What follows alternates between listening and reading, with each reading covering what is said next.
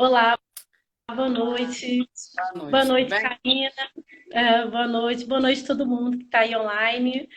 É, é um prazer a gente começar mais uma live do Lab Áfricas, né? Hoje a gente vai ser prestigiado com a presença de um pesquisador, professor, que discute há muito tempo que a gente tem falado, a gente falou no vídeo, tem falado a partir de então, né? Desde do lançamento do nosso vídeo.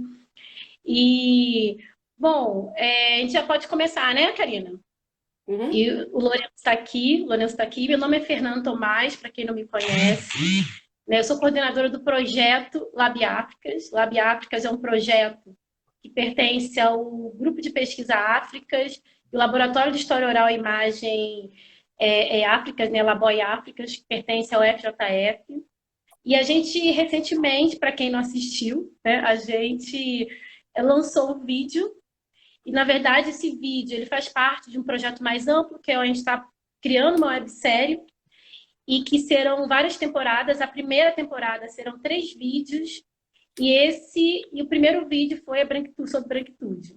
A gente pensou na urgência do tema, na importância do tema, inclusive porque o Lab Áfricas é um projeto que consiste em produzir material audiovisual de uma maneira, uma linguagem mais didática, sobre os temas relacionados à África, africanidade e questão racial. Então, a gente pensou que a branquitude seria um tema importantíssimo para qualquer caminho que a gente levar, né, nesses vídeos. Assim. E, na verdade, é um tema urgente e pouquíssimo discutido. Enfim, né, não vou falar muito sobre isso. A gente tem um especialista para falar hoje. Então, a gente tem a presença do professor Lourenço Cardoso, que vai conversar com a gente sobre branquitude. Né? O Lourenço ele é professor da Unilab, atualmente. Ele é graduado pela PUC de São Paulo, tem mestrado na Universidade de Coimbra e doutor pela Unifesp.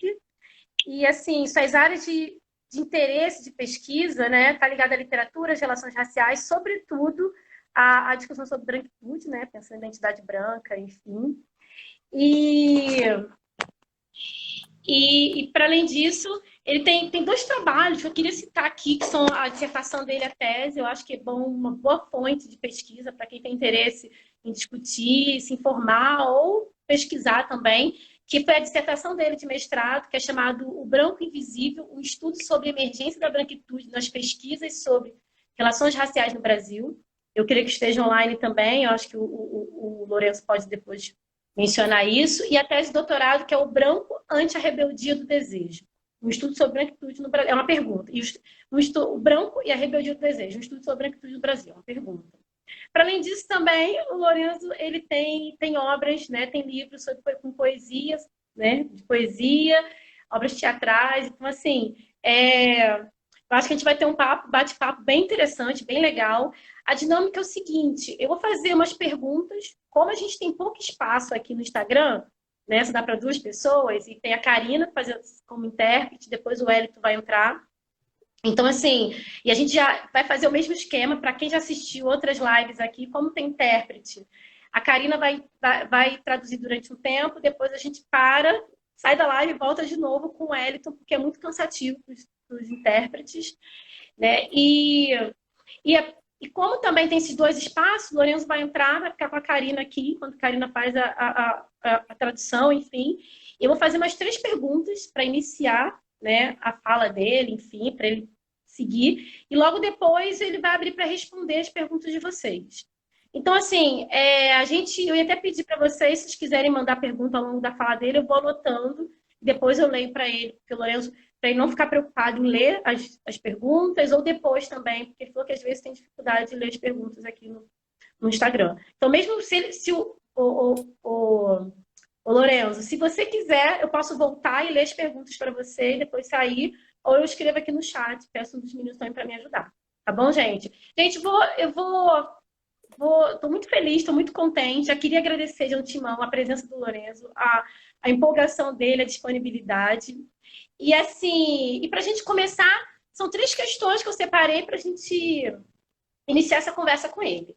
Então, bom, a primeira é eu gostaria que, quer dizer, a gente gostaria de ouvir um pouco, né, que o Lourenço falasse sobre a importância de se discutir a branquitude e como o Lourenço chegou, né, nesse tema de pesquisa. Essa é a primeira questão. A segunda, qual a importância do lugar, pensando no Lourenço quanto um homem negro, né, uma pessoa negra, e tendo como foco de estudo jeitos brancos. E a terceira pergunta é que eu gostaria que ele falasse um pouco sobre a ideia de branquitude crítica e branquitude acrítica, que ele vem trabalhando em algumas pesquisas dele, tem artigos sobre isso, e quais seriam os caminhos para uma luta realmente antirracista. Tá? Lourenço, um prazer, e agora eu vou me retirar e você pode entrar e conversar com todos nós aqui.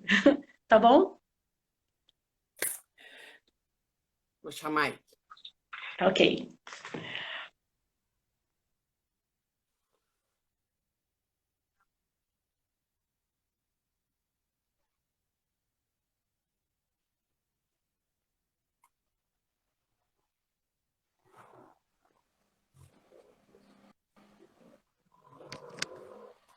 Boa noite a todas, boa noite a todos. Prazer estar aqui. Primeiro eu agradeço a Fernanda, em nome da Fernanda, a Estela e todas as pessoas do Lab Áfricas.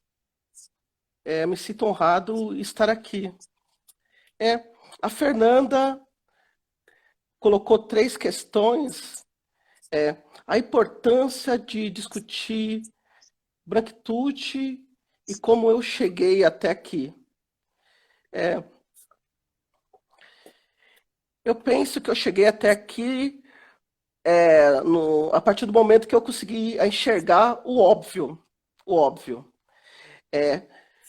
A importância de estudar branquitude foi o óbvio que eu enxerguei. Eu lembro que meados dos anos 2000, eu estava na casa do Kut. O Kut é um escritor brasileiro, um dos fundadores dos Cadernos Negros. Cadernos Negros é uma coletânea de escritores negros que existe desde 1978. Então, é uma coletânea que existe desde 1978 até 2020, existe até hoje, que desde 1980 é organizado, meados de 1980, é organizado pela Esmeralda Ribeiro e pelo Márcio Barbosa. Então, há uma antologia de escritores negros com mais de 42 edições, que desde 1980, mais ou menos, é organizado por 2 pessoas, Márcio Barbosa, que é do grupo Quilomboje. É o que existe de mais importante na literatura brasileira em termos de conteúdo, de quantitativo, em termos de qualitativo. Qualitativo é sempre necessário verificar com pesquisas, mas, obviamente, tem muita qualidade. E é praticamente desconhecida. E por que será que os Cadernos Negros, que já chegou ao número 42, ainda não é conhecido praticamente fora do espaço da militância e do espaço acadêmico, principalmente de quem estuda letras? Tem a ver com a invisibilização da produção negra, invisibilização do intelectual negro, invisibilização do artista negro. O negro visibilizado ainda estão naquele tipo de jogador de futebol, músico, de determinadas funções, não necessariamente todos os músicos. Então, eu estava na casa do Kut, e nesse momento nós estávamos discutindo um livro. Um dos livros que nós estávamos discutindo é um livro do Márcio Barbosa, chamado Frente Negra Brasileira. Frente Negra Brasileira é uma organização negra de meados de 1930 a 1937, e o Márcio Barbosa é uma das primeiras pessoas, a primeira pessoa que escreveu sobre essa frente negra e lançou um livro, e é um livro de memórias. O Márcio Barbosa, ele entrevistou os frente-negrinos que estavam vivos. Então, nós estávamos discutindo esse livro, que é sobre a Frente Negra Brasileira, uma organização negra, como eu disse, de 1930 a 1937, uma organização negra que se tornou partido político. Então, na história da cultura ocidental, atlântica da América do Atlântico Sul, a primeira história de uma experiência de um partido que tem como pauta principal a questão negra foi no Brasil. A Frente Negra Brasileira, em meados de 1936. Depois, essa experiência vai ser colocada nos Estados Unidos com os Panteras Negras nos anos 70, mas o Brasil ele é pioneiro nessa questão. Então, eu estava lá na casa do CUT, discutindo, aí a Cida Bento, Maria Aparecida da Silva Bento também estava, o CUT estava, e a Maria Aparecida da Silva Bento sempre coloca, e já colocava naquela época, que era importante pensar o branco, era importante problematizar o branco, que nós só estávamos problematizando o negro, nós só estávamos olhando para nós mesmos. Aquilo ficou na minha cabeça, eu falei, é isso mesmo, e o único trabalho que tinha é o trabalho do Guerreiro Ramos, que é aquele livro que foi publicado que teve uma publicação chamada Introdução Crítica à Sociologia Brasileira, algo assim, mas o artigo dele é A Patologia Social do Branco Brasileiro. Era um livro muito difícil de encontrar. Hoje ele está na internet, então ele está de fácil acesso, porque ele está na internet. Em meados de 1995, foi publicado pela Universidade Federal do Rio de Janeiro. Mas naquele momento, ninguém tinha o livro do Guerreiro Ramos. E uma das poucas pessoas que tinha era o CUT. O CUT tinha esse livro e depois o CUT vai me passar cópia desse livro. Então, no primeiro momento, foi nesse diálogo sobre o livro Frente Negra Brasileira. Depois o CUT organizou outro diálogo, que era sobre o livro da Maria Aparecida da Silva Bento, que é o livro de meados de 2000, que é o livro chamado Cidadania em Preto e Branco. E a Cida Bento estava presente, era a discussão do livro dela, e novamente a Cida Bento sempre colocava a questão de problematizar o branco, de estudar o branco. E eu fiquei com aquilo na cabeça. Aí, em meados de 2003, eu organizei um curso sobre a história do negro no Brasil, que eu dei o título de História Negra no Brasil.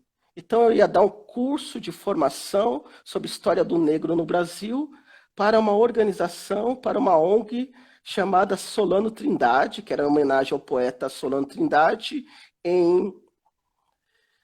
lá em São Paulo, na região do ABC, que é São Bernardo. Eu sou de São Paulo, a minha história é em São Paulo. Nesse momento a história está ocorrendo em São Paulo. Nesse momento, agora, eu sou professor da Unilab e estou morando e estou no Ceará. Mas essa história que eu estou contando é em São Paulo. Então, eu vou organizar esse livro. Não, eu vou organizar esse curso. Ao organizar esse curso, eu fui falar com o Edmar Silva. O Edmar Silva era do Conselho do Negro, da Prefeitura de São Paulo, governo Marta Suplicy. O Conselho do Negro Conselhos do Negros é o que nós conhecemos como são partes do governo, como existia a CEPIR, que a última ministra foi a Nilma Lino Gomes, para tratar da questão do negro. Isso surge no Brasil com o governo Franco Montoro, em São Paulo. E um dos primeiros coordenadores gerais, o primeiro coordenador geral é o Hélio Santos. E a partir daí temos esses exemplos e vai surgir no Brasil muitos conselhos negros a nível do governo federal, a nível da prefeitura. E nesse momento, na prefeitura, é o governo da Marta Suplicy, e quem estava no Conselho do Negro, com o objetivo da promoção da igualdade racial, com o objetivo do combate ao racismo, era o Edmar Silva. Aí eu mostrei para ele esse curso que eu faria, aí o Edmar Silva falou, ele me disse, Lourenço, em uma aula você vai falar sobre branqueamento. O que é branqueamento? Branqueamento é um projeto de um Brasil por parte da inteligência, vamos falar inteligência entre aspas, por parte dessa elite brasileira, branca brasileira, e quando falo elite, esse termo, nesse momento, serve, que considerava que o problema do Brasil, no sentido de que ele não era desenvolvido, é porque tinham muitos negros no Brasil pós-abolição. Já que tinha muitos negros, vamos agora incentivar a imigração de brancos, de europeus. E quais europeus que nós queremos? Nós gostaríamos, o Brasil gostaria que fossem os alemães, mas os alemães não vieram. Quem mais veio, em maior quantidade, foram os italianos, da região sul da Itália, devido à crise econômica que eles estavam vivendo. Então, eu ia falar sobre o branqueamento no Brasil, e o Edmar Silva, ele me disse, Lourenço, tem um texto mais atual, que é o texto da Maria Aparecida da Silva Bento, que trata de branquitude e branqueamento. E aí ele me deu o livro Psicologia Social do Racismo, Branquitude e Branqueamento, que foi organizado pela Maria Aparecida da Silva Bento e pela Iraí Carone. E produto da tese de doutorado da Maria Aparecida da Silva Bento, que é a primeira a escrever uma tese de doutorado sobre branquitude. Aí, a partir do momento que eu leio esse livro, que eu leio esse artigo, Branquitude e Branqueamento, esse artigo foi fundamental. A partir desse artigo, eu me dei conta que, sobre questão racial, eu só falava do negro. Quando eu falava de poesia sobre questão racial, eu só falava do negro. Então, faltava falar do branco. Aquilo que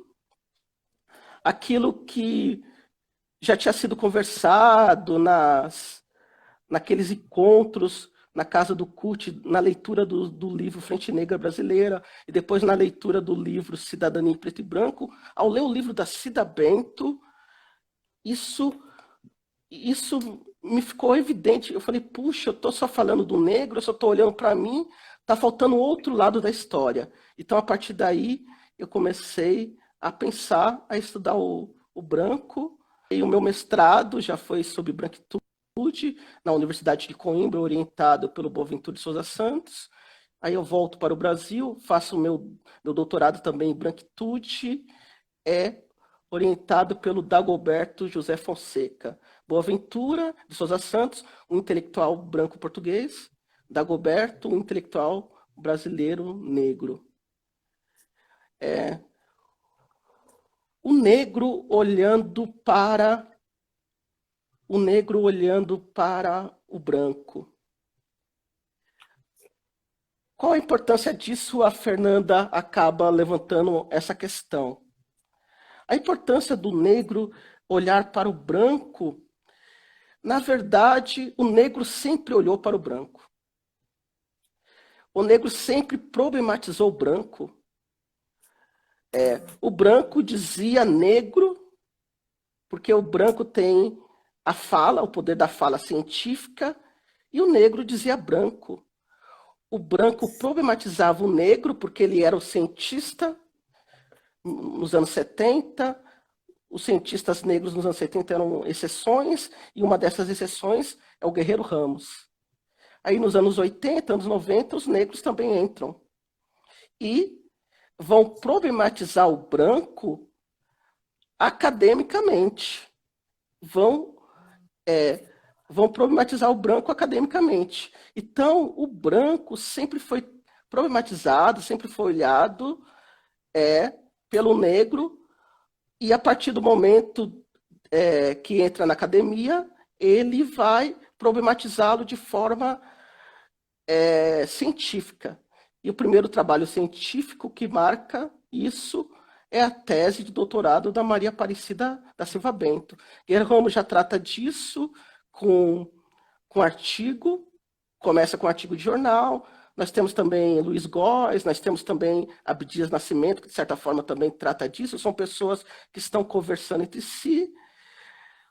Por que é importante problematizar o branco? Porque até para que a gente saiba o que é ser branco, para que a gente saiba qual é o significado que possui a branquitude.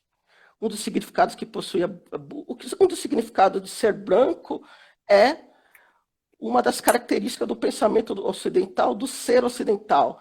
O ser ocidental inventa o Oriente, o Ocidente inventa o Oriente. O branco inventa o negro. O branco inventa o negro no sentido... O branco inventa o negro ao inventar a si. E uma dessa maneira que ele invenção é construção social. Uma maneira de inventar é: eu sou branco superior, eu sou mais bonito, eu sou mais inteligente, na medida que negro você é menos inteligente, porque não é possível falar que você não é inteligente e você é feio. Essa ideia de negro bonito, de beleza negra, é algo muito recente. No primeiro momento, negro era feio, o não branco era feio. Agora acho que nós vamos parar um pouco para a troca do intérprete, aí eu continuo, ok? Vamos parar um pouco para que seja trocado o intérprete.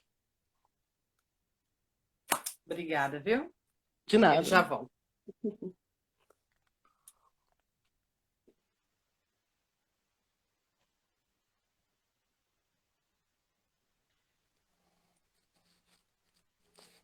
Então, boa noite, continuando aqui. Novo intérprete para que nós possamos conversar.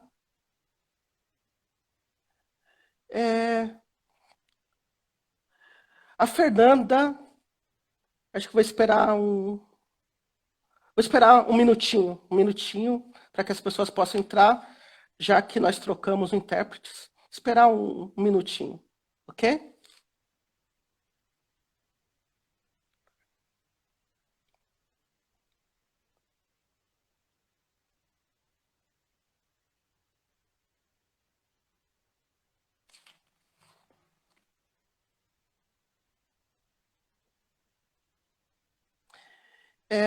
Acho que podemos continuar.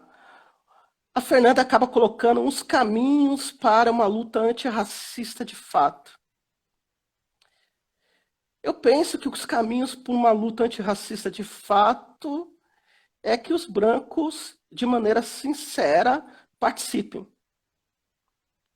Porque o movimento negro, a intelectualidade negra, os negros e as negras já têm agido para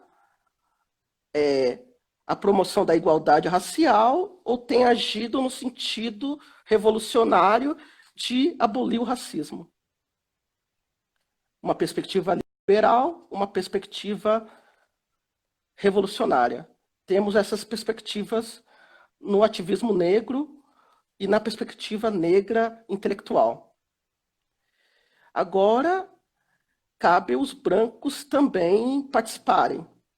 A participação dos brancos ainda não tem acontecido, enquanto regra, de maneira geral, enquanto exceção, sim. E, para que os brancos participem, eles têm que perceber que o racismo na estrutura da sociedade, o racismo estrutural que o Francis Fanon trata, que agora o Silvio de Almeida também está tratando no livro recente, ele é uma questão que cabe a participação dos brancos nessa solução desse problema social. E o que tem ocorrido no Brasil? Tem ocorrido no Brasil que, enquanto discurso, alguns brancos, de maneira geral, já têm até falado, já têm até participado. Já têm até falado e participado da luta antirracista, enquanto discurso, enquanto dita. Houve aquele episódio horrível nos Estados Unidos do assassinato do jovem, e teve uma mobilização antirracista internacional em muitas partes do mundo, e os brancos brasileiros copiaram os brancos norte-americanos. Parece que eles apenas copiaram. Eles não sentiram a morte daquele jovem negro estadunidense. Ou imitaram os norte-americanos nas passeatas que estavam ocorrendo no antirracista nos Estados Unidos e fizeram algumas ações aqui, como alguns brancos famosos cedeu espaço, redes sociais, para os negros não tão famosos quanto eles. Cedem espaço, influenciado pelo modismo norte-americano, cede espaço, mas parece que, se ocorreu alguma coisa lá nos Estados Unidos, há uma mobilização mundial e leva alguma repercussão no Brasil.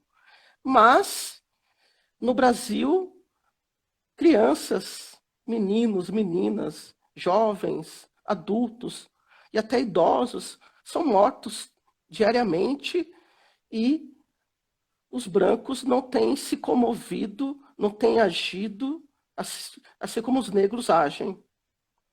Então, é necessário uma participação mais efetiva dos brancos. Isso só vai ocorrer quando eles realmente sentir que isso é algo também seu.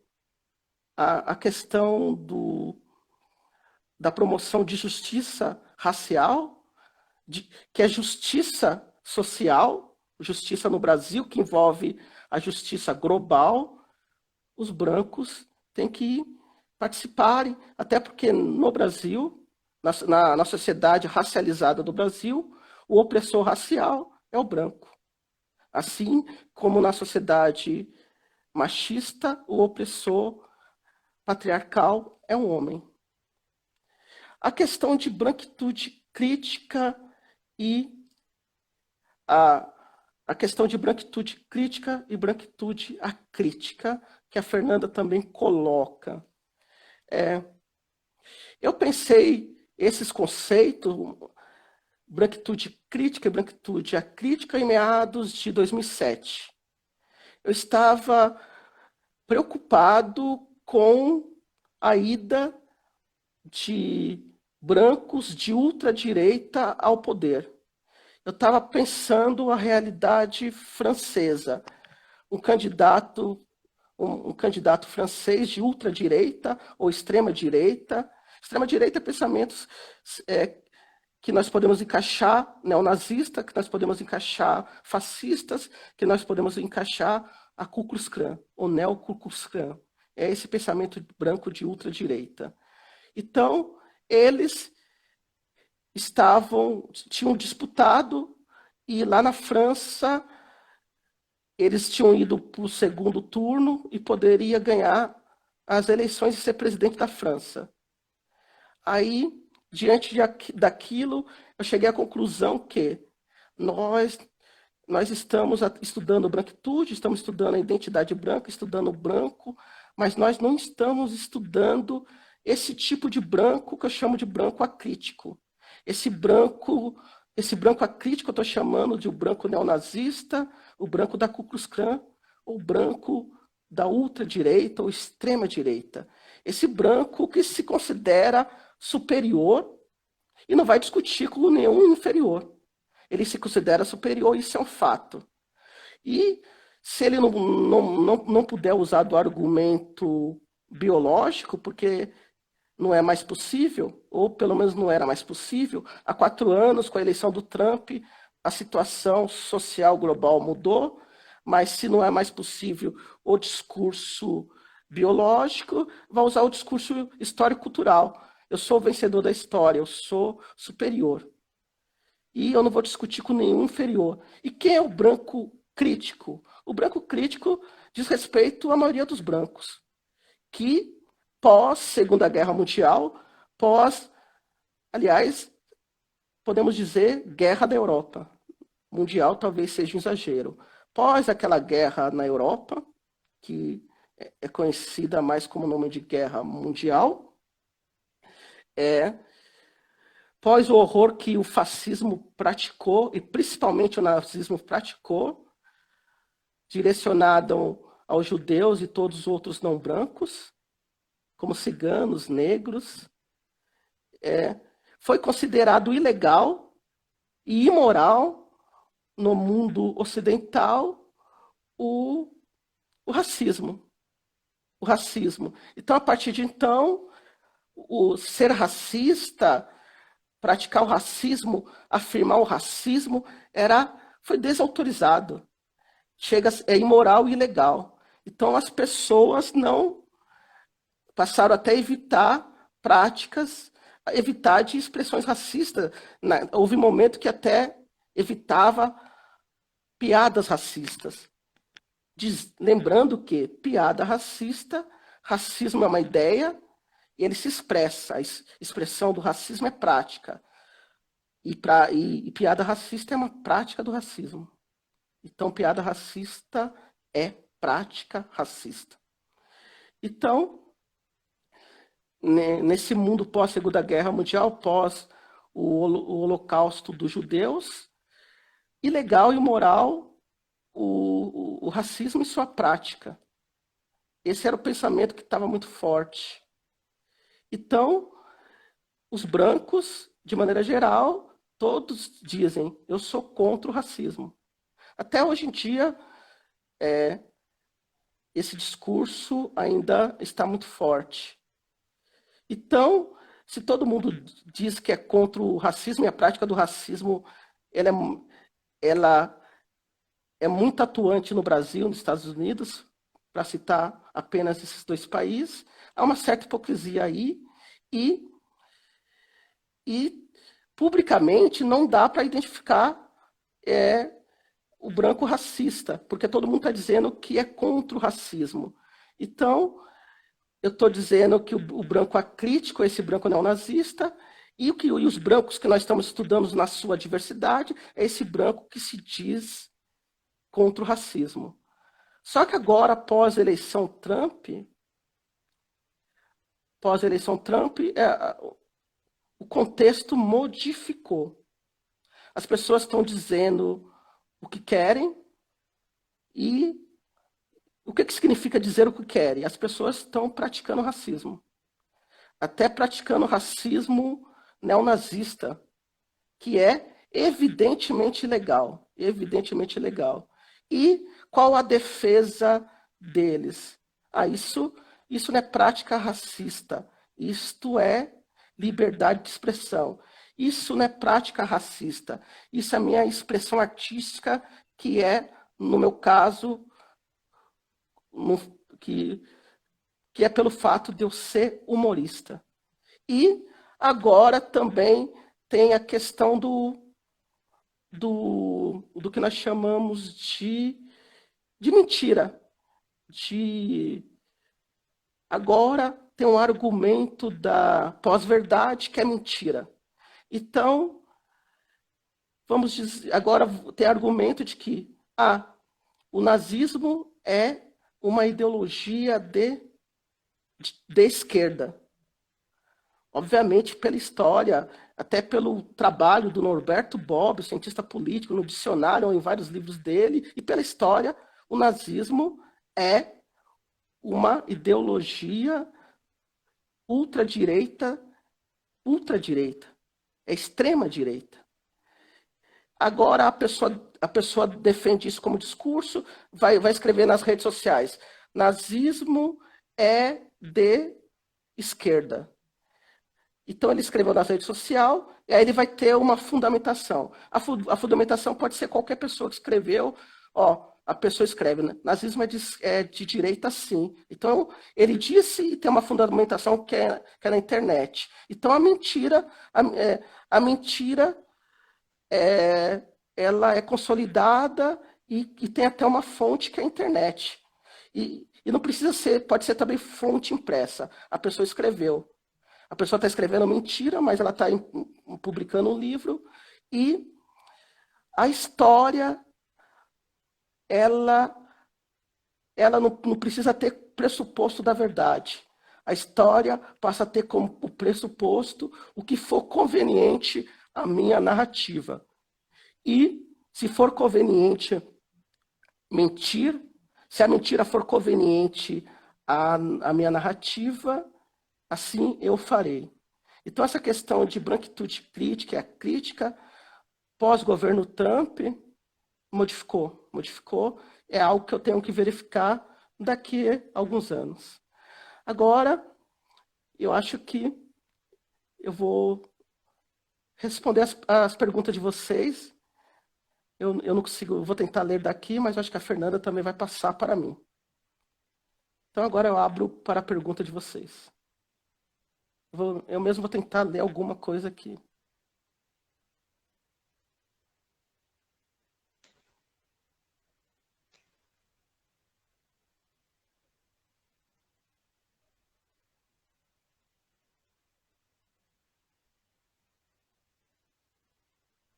Realmente eu não sou bom para ler mesmo.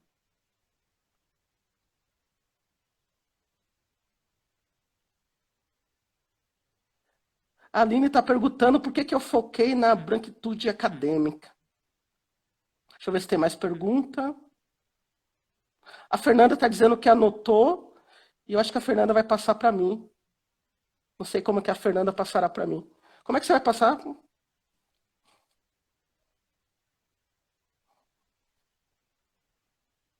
Ah, por favor.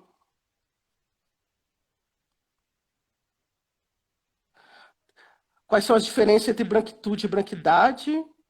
Tem uma pergunta sobre por que eu escolhi a branquitude acadêmica.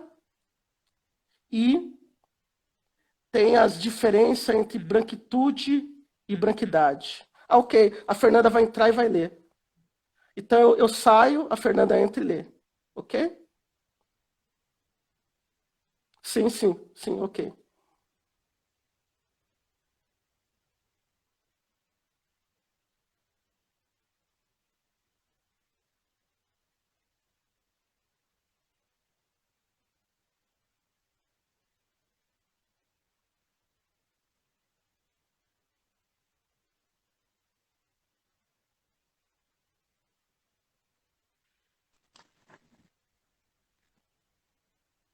Oi, gente. Desculpa esse arranjo, mas é o que a gente está conseguindo fazer com essa divisão aqui entre o professor e o intérprete. Ô, Lorenzo, eu vou lendo aqui e aí você vai, anota e depois você vem para responder, tá? Tem a primeira pergunta, que é a pergunta do Gustavo, que ele pergunta se você poderia explicar a diferença entre branquitude e branquidade, né? E também tem uma pergunta que eu vou já aproveitar também da Suzana Matos, que eu já aproveito e você já responde junto, que ela pergunta essa relação da branquitude com a supremacia branca. Então, eu acho que são perguntas correlatas, você pode responder. Tem uma outra pergunta da Ana Júlia, que ela pergunta se você acha que o problema dos brancos em não se envolverem com a luta antirracista se tem a ver porque eles não se reconhecem enquanto raça, enquanto grupo racial, tá? E tem uma pergunta da Aline, eu vou continuar, estou lendo aqui. Uma pergunta da Aline, que ela pergunta se, com a aprovação das cotas raciais de 2012, ela está falando da UFJF, né, da Universidade Federal de Juiz de Fora, a UFJF não tomou a temática das relações transversais. Qual o cenário em nível... Aí ela pergunta, qual o cenário em nível nacional? Você pode comentar essa questão, por favor? E Tem uma outra pergunta aqui também, da Suki Min, que é Michelle Cine, que você nem conhece, né? Sua colega de trabalho. Ela, ela pergunta que tem pensado sobre como educar brancos no cotidiano. Você poderia falar sobre isso? Bom, pelo menos as perguntas que eu consegui anotar aqui, eu acho que tem bastante discussão para você falar, né? Posso sair, Wellington? Wellington, boa noite, Wellington. Desculpa, não te cumprimentei, tá? Obrigada.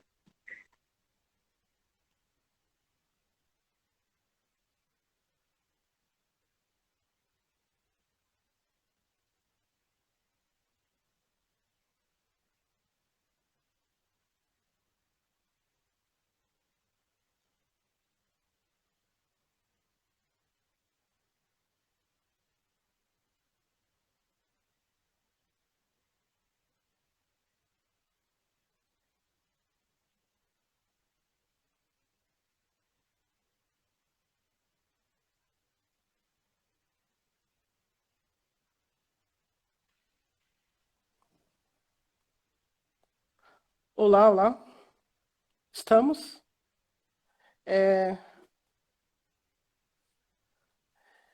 eu perdi algumas, né? Mas tem a questão como, por que é que eu cheguei na branquitude acadêmica? Por que é que eu cheguei na branquitude acadêmica? No primeiro momento, na minha dissertação de mestrado, o meu projeto de mestrado era trabalhar branquitude e política. Eu fui orientado no pré-projeto pela Maria Aparecida da Silva Bento. E nesse momento eu estava trabalhando branquitude e política. E depois, isso foi no mestrado.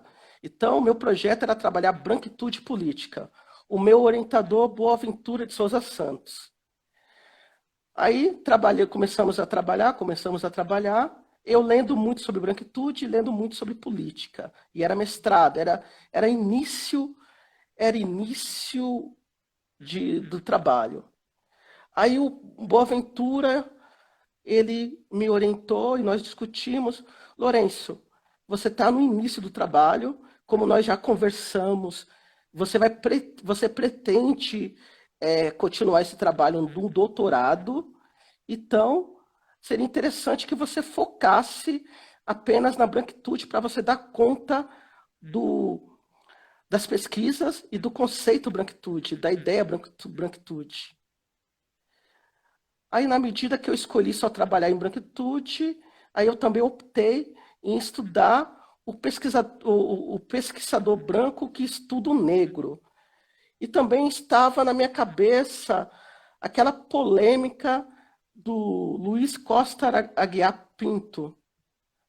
Estava na minha cabeça aquela polêmica que ele tinha com o teatro experimental do negro, com pessoas como Guerreiro Ramos e o Abdias do Nascimento. O teatro experimental do negro, liderado por Abdias Nascimento, Guerreiro Ramos também participava, Ruth de Souza participava, fez uma crítica o Luiz da Costa Pinto. Crítica que era feita nos jornais. Os jornais tinham mais qualidade do que encontramos hoje. E nessa crítica, o Luiz Aguiar da Costa Pinto, ele responde da seguinte maneira: quem é você, micróbio, para questionar o cientista? Ou seja, quem é o negro para questionar o cientista, que no caso é o branco, no caso o sociólogo? Aí, no caso, eu sou um negro, micróbio, nunca fui, né? Objeto, que sempre antes era o tradicional objeto científico, que entrou na academia e foi questionar, foi problematizar aqueles que sempre o problematizaram. E na minha pesquisa de problematizar o branco, que é outra das questões que foi levantada pela Fernanda, eu encontrei dificuldades. Encontrei dificuldades porque o branco, o pesquisador que estuda o negro, não queria ser pesquisado por mim, não queria ser entrevistado por mim. Porque quando eu ia encontrá-lo, eu era um doutorando que ia encontrar um doutor que eu ia lá questionar o trabalho dele e o fazer científico dele. Então, toda vez quando ele ia se encontrar comigo, ele esperava que eu fosse convidá-lo para participar da banca. Não. Eu estava indo lá para pesquisá-lo e até com a questão central, para perguntar. Com a questão central que era o seguinte: por que você pensa o outro e não pensa em si? Por que você pensa o negro e não pensa o branco? Então, eu sou da academia e estava interessado em estudar academia e eu começo na história, depois eu vou para a sociologia, estava interessado em estudar os pesquisadores contemporâneos, não estava interessado em estudar a Idade Média, eu estava interessado em estudar a história do tempo presente. E muitos recusaram e alguns aceitaram a participar dessa pesquisa. Alguns que recusaram, que naquele momento achava que branquitude era uma coisa estranha, questionar o branco era uma coisa estranha, tinha que questionar o negro, hoje escreve até artigos sobre branquitude sem base. E há pessoas que recusaram, que falam sobre branquitude, e quando pergunta para citar livros sobre branquitude, a pessoa é capaz de citar o próprio livro dela, sendo que o livro dela é o livro que o Guerreiro Ramos chamava, que é um livro que trata apenas do negro. É, no máximo, uma sociologia do negro, no caso, uma antropologia do negro. A questão de branquitude e branquidade, que foi uma das questões que eu peguei também. Branquitude e branquidade. Branquitude e branquidade é um diálogo entre a Edith Pisa, que vai dialogar com a Lígia Fonseca.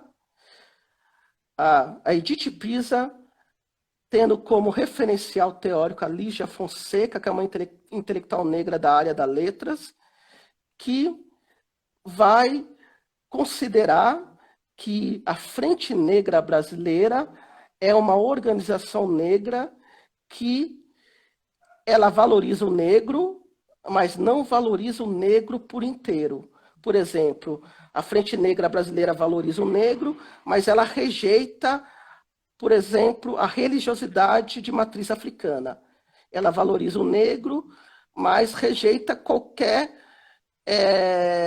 contribuição de conhecimento negra. Ela quer só a contribuição eurocêntrica.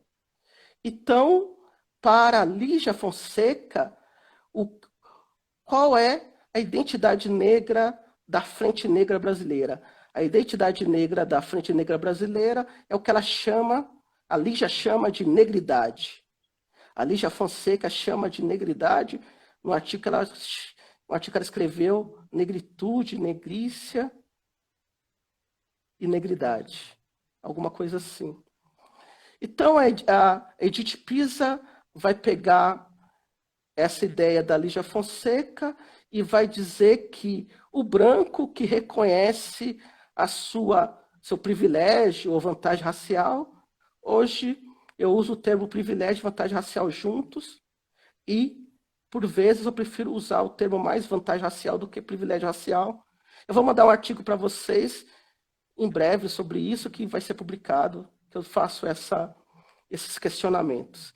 Então, a Edith Pisa vai dizer, com base na negridade, que seria a Frente Negra Brasileira, que a branquidade é o branco que não tem discernimento, ou, se quiser usar a palavra consciência, o conceito consciência, que não tem consciência da sua vantagem ou privilégio racial, ou seja, a vantagem que ele tem por ser branco na sociedade racista. Então, o branco que não tem consciência, ou que não tem discernimento, ou que não problematiza isso, é o branco com branquidade. Aí, branquitude e branquidade. Então, o que seria branquitude?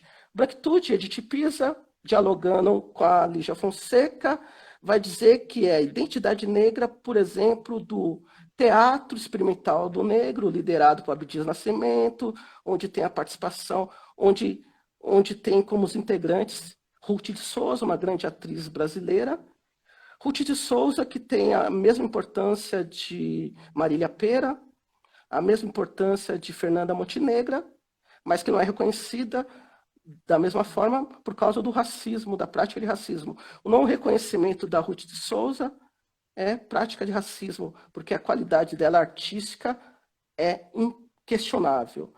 Então, temos Ruth de Souza, não temos o Teatro Experimental do Negro e Edith Pisa, dialogando com a Lígia Fonseca, vai dizer que no Teatro Experimental do Negro é um negro que se valoriza por inteiro. Ele valoriza o conhecimento africano, a matriz africana, a religiosidade africana, o candomblé. Então é um negro que se aceita por inteiro. O negro da frente negra é um negro que se aceita em parte. Então, o negro do Teatro Experimental do Negro seria o negro da negritude, o negro da frente negra seria o negro da negridade. Frente negra brasileira, anos 30, chegando aos anos 40. Teatro Experimental do Negro, anos 70, chegando aos anos 80. São períodos históricos diferentes. Então, Edith Pisa, dialogando com Lígia Fonseca, vai pegar a branquitude, associar, fazer o link com negritude, vai dizer: a negritude diz respeito aos negros que criticam as suas vantagens raciais, os seus privilégios raciais. Os brancos antirracistas se encaixam muito bem nesse modelo, e principalmente os brancos que estudam branquitude, que problematizam a branquitude, são os brancos que melhor se encaixam nesse modelo. E Edith Pisa é uma branca que estuda a branquitude. Então, a ideia dela é uma ideia que ela melhor se encaixa. É uma ideia que ela também legisla em causa própria. E uma crítica que eu faço, que a Joyce Lopes também faz, é: independente se o branco tem branquidade, se o branco tem branquitude, branquidade, ele não problematiza, ou ele não tem consciência da vantagem racial, branco com branquitude, ele problematiza, ele tem consciência, ele se coloca de maneira sincera e prática em ações para a promoção da igualdade racial. Independente disso, tanto o branco com branquitude quanto o branco com branquidade, eles têm vantagem por serem brancos. Branco com branquitude, branco com branquidade, têm vantagem por serem brancos no racismo que está na estrutura da sociedade. No racismo, na prática do racismo estrutural, na prática do racismo institucional, na prática do racismo pessoal. Alguns exemplos de conceitos de racismo. Tem a questão dos brancos não se conhecer como raça. Essa ideia de que os brancos não se reconhecem como raça é um dos mitos que também está na teoria dos estudos da branquitude em meados dos anos 2000, em meados de 1990, teoria norte-americana, teoria brasileira que chega aqui, que influencia também a teoria brasileira, que dá aquela ideia do branco não se enxergar como branco, que é uma ideia de identidade não marcada. A verdade é que o branco não é interpelado, ele não é questionado, ele não é pressionado vamos usar a palavra pressionado, assim como o negro é pressionado o tempo todo. Porque é o negro que está sendo violentado, é o negro que está sendo morto por uma estrutura racista, que é o racismo estrutural, uma estrutura ou racismo institucional, ou racismo pessoal praticado pelo branco, então o branco se move, assim como se move contra isso. Assim como as mulheres têm sido mortas pelos homens, e as mulheres se movem contra isso, e cabe os homens também se moverem, e os brancos também se moverem, para minimizar essa questão, numa perspectiva liberal, ou para que nós possamos discutir, caminhar para a abolição dessa questão numa perspectiva revolucionária. Perspectiva revolucionária, aqui a gente pode pensar em Clóvis Moura, podemos pensar em Angela Davis, podemos pensar no núcleo cultural Força Ativa, que fica na cidade de Tiradentes, lá em São Paulo. Tem a questão sobre as políticas de ações afirmativas, como é que estão as políticas de ação afirmativas no Brasil. Eu, particularmente, eu não tenho conhecimento como é que estão as políticas afirmativas no contexto nacional. Eu tinha estudado as políticas de ações afirmativas com força na minha dissertação de mestrado. Desde então, eu só tenho olhado, mas não tenho me aprofundado. Tem a questão de branquitude e supremacia branca. A branquitude acrítica é esse branco que lá nos Estados Unidos é traduzido para cá como supremacista. E eu prefiro dizer, é um branco com a hegemonia branca, é o branco que se considera superior. O branco de ultradireita é essa branquitude acrítica. A questão de educar o branco no cotidiano. Penso que quem tem trabalhado isso é o movimento negro e a pedagogia. A pedagogia tem muitos trabalhos que tratam disso. Tem um trabalho que me chamou muita atenção, que é trabalhar a branquitude no ensino infantil, que é o trabalho da Cíntia Cardoso, que trabalha a branquitude na educação infantil, um trabalho muito bom. E não podemos deixar de citar Nilma Lino Gomes, que tem muito trabalho a esse respeito. Não podemos deixar de citar Petronilha. E um dos trabalhos que me chamou a atenção, quando eu li, através de uma revista, era a revista Escola, da Editora Abril, não sei se essa revista ainda existe, é o trabalho da Eliane Cavalheiro. Eliane Cavalheiro fala da criança negra na educação infantil. E agora tem esse trabalho da Cíntia Cardoso, que está falando da criança branca. Então, quem tem contribuído, quem tem colaborado para isso, é a pedagogia negra, a epistemologia negra tem muitos trabalhos a respeito. É muito fácil encontrar. Os brancos têm solicitado muito aos negros o que fazer. Isso tem acontecido também com mais força por causa do que ocorreu nos Estados Unidos, esse assassinato brutal. Perguntando ao negro e à negra o que é que eu tenho que fazer, e às vezes pergunto o que eu não tenho que fazer. O branco sabe o que fazer e sabe o que não fazer. E se quiser procurar conteúdo, é muito fácil de encontrar. Só ir no Google e encontra muitas coisas. E não necessariamente o negro e a negra têm a obrigação de ficar ensinando ao negro, ao branco e a branco o que fazer.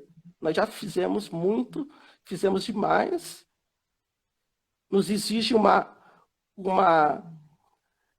ética, uma postura impossível, mas é necessário que os brancos participem. E a autocrítica é importante. A autocrítica, o que é ser branco, os estudos da branquitude colabora para que a participação no futuro seja sincera. No primeiro momento pode ser apenas discurso e no futuro ser mais sincera. E quanto à exceção, alguns brancos é sincera, mas a tendência que desejamos é que aumente. Então, as questões que a Fernanda colocou, que eu consegui pegar, são essas. Tem mais algumas? Como é que ficaremos? Deixa eu ver se a Fernanda tem algo a me dizer aqui.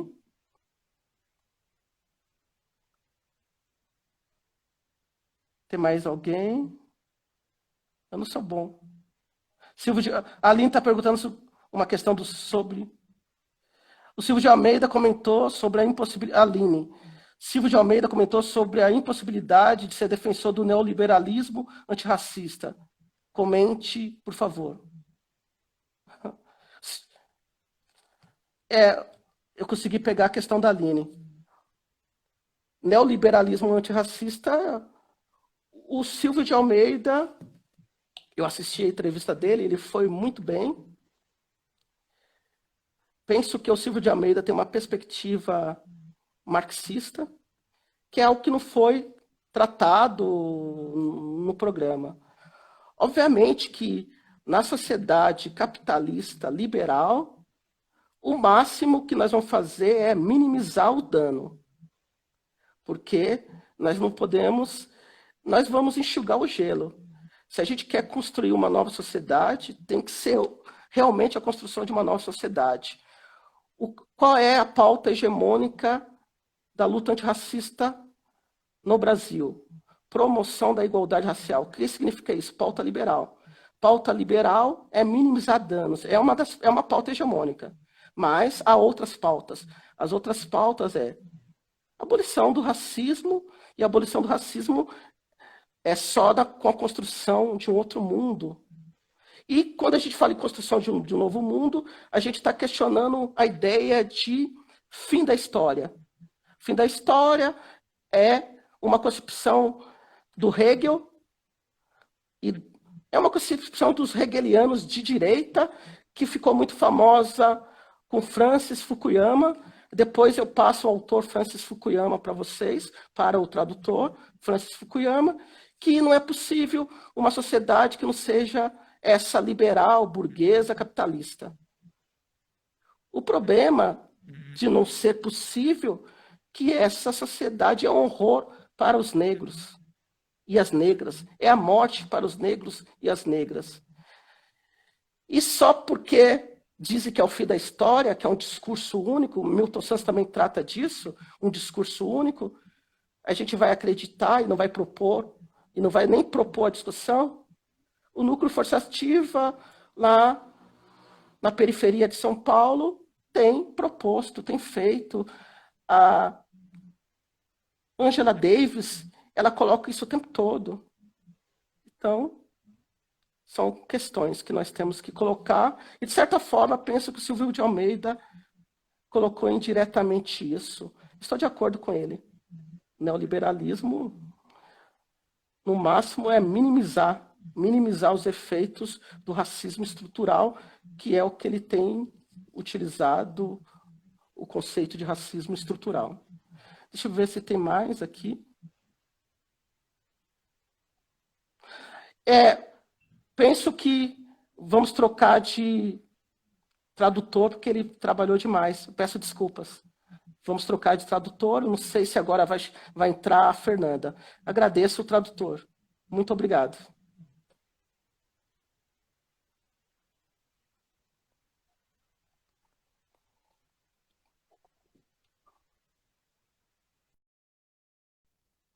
Olá, olá. Olá. Então, boa noite a todas, a todos. Foi um prazer estar aqui com vocês. Espero retornar em breve e presencialmente. Agradeço, foi uma honra estar com vocês, foi ótimo. Abraço, até mais. Tchau, tchau para vocês. Tchau.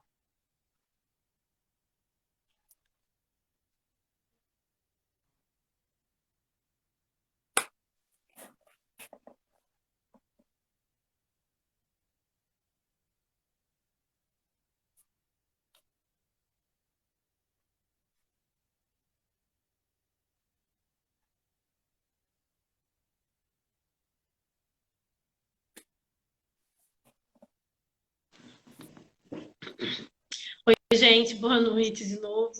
Desculpa pela confusão, né? É que, na verdade, a gente tem um tempo, porque os intérpretes ficam cansados, então, em média, 20, 25 minutos para cada intérprete, no máximo 30. E a gente já tinha passado com o Wellington. E aí acabou, na verdade, era para a gente finalizar, fechar, né? E acabou trocando, então teve essa interrupção. Mas eu queria agradecer muitíssimo, muitíssimo ao Lourenço. E foi ótima a conversa. Eu vi as pessoas aqui super, super contentes. Assim. Eu acho que e a gente bateu um recorde, na verdade, de número de pessoas assistindo. Viu, Lourenço? Fiquei muito feliz. E eu acho que todo mundo ficaria mais tempo se desse. E seria um prazer. Mas, assim, o problema é que, como a gente interrompeu, a gente teria até um tempo a mais, mas os intérpretes que estão com a gente, eles acabam ficando cansados também, né? Porque é muita informação e a gente só tem 2 intérpretes.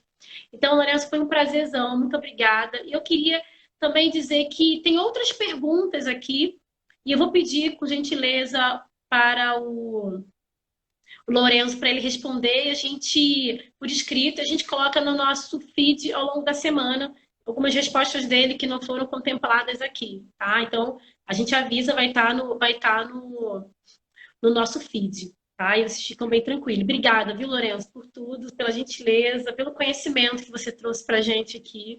Foi muito bom. E assim, a gente pode fazer isso mais vezes. Enfim, tá? Muito obrigada mesmo. Eu queria agradecer a todos e todas que esteve com a gente agora, né? Que esteve com a gente até, enfim, nessas interrupções. Muito obrigada mesmo, tá? Queria agradecer a equipe do Lab África, que está dando todo o suporte aqui, antes, durante. E agradecer a presença ilustre, constante, da Karina Lopes, que sempre está interpretando, traduzindo para a gente aqui, e do Wellington de Paula também, porque, assim, eu sei que a gente fica meio atrapalhado por usar um espaço que limita o número de pessoas, como a live do Instagram, né, como aqui no Instagram, mas, assim, a gente fica um pouco, às vezes, meio enrolado com a utilização do intérprete, mas ainda assim a gente prefere priorizar a presença do intérprete, sabe? Por vários motivos, até porque a nossa questão, a gente está falando de inclusão, a gente está falando de opressões. Eu acho que quanto mais a gente buscar, mesmo tentando um ajuste ao longo do tempo, né? Tentar o máximo para incluir grupos e pessoas, eu acho que a gente vai tentar fazer isso. Então, muito obrigada, gente. E as próximas lives a gente vai informar para vocês, tá? E obrigada, Lourenço, por tudo, tá? Uma boa noite, gente. Boa noite, obrigada. Tchau, Karina. Obrigada.